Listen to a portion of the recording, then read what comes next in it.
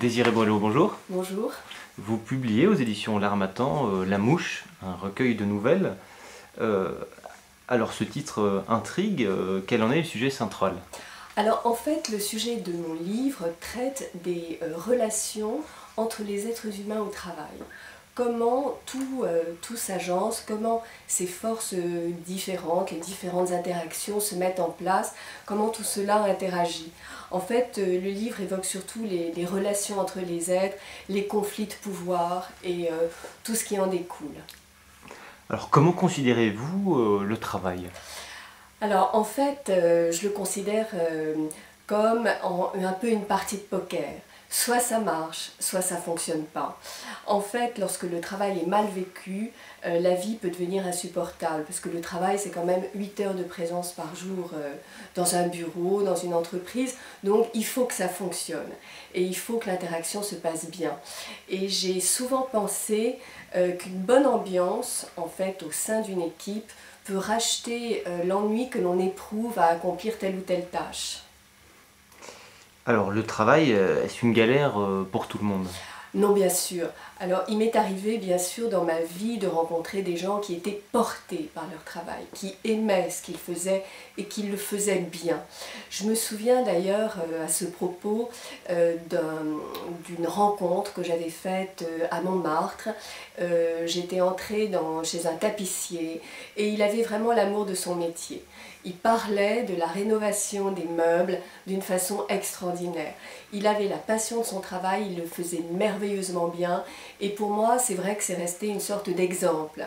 De même, j'ai également rencontré une vétérinaire qui a la passion de son métier et qui regrette d'ailleurs qu'il n'y ait pas assez de jeunes intéressés par son métier. Certains métiers effectivement sont malheureusement déconsidérés.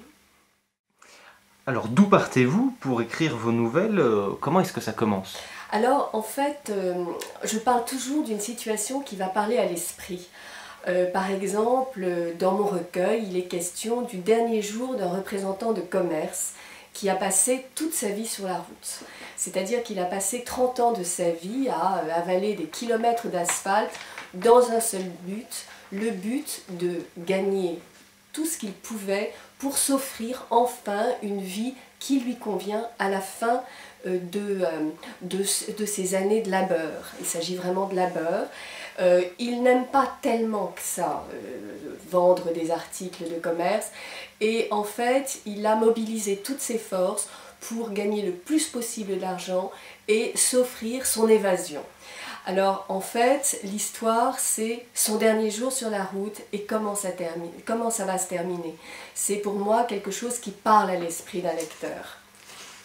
Alors ce sont les situations extrêmes qui vous intéressent? Alors en fait ce n'est pas une situation extrême, c'est une situation extrêmement banale que celle du dernier jour d'un représentant de commerce, du dernier jour d'un salarié qui va comment dire, mener une autre vie à l'issue de toutes ces années. Pour moi, qu'est-ce qui se passe à ce moment-là? Quel est ce passage si difficile à accomplir entre une vie de travail et tout d'un coup, eh bien, la retraite, ce temps qui nous est donné pour faire autre chose que travailler. Alors une question un peu piège, quelle est la nouvelle de votre recueil que vous préférez?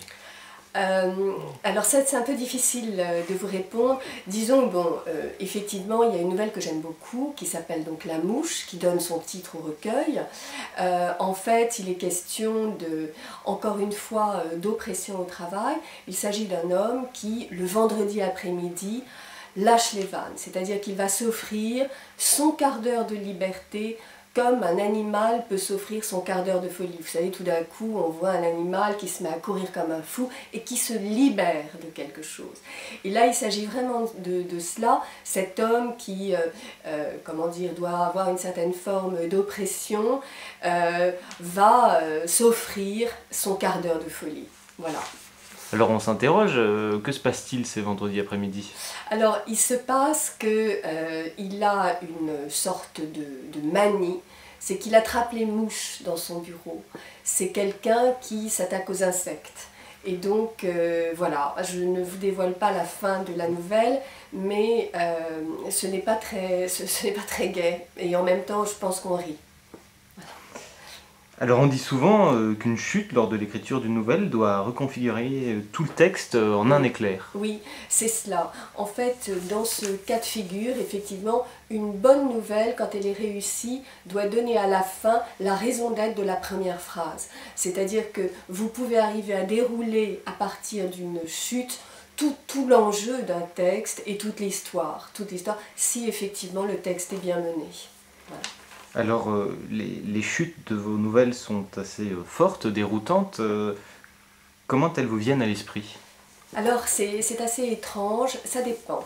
Parfois j'ai la chute au départ, c'est-à-dire que j'ai l'idée de la fin de mon texte qui arrive comme quelque chose qui me tombe du ciel. Bon, ça c'est parfait dans ces cas-là parce que ensuite l'histoire est très facile à écrire. Dans le cas inverse, c'est beaucoup plus compliqué et là il faut vraiment que je rame. Voilà.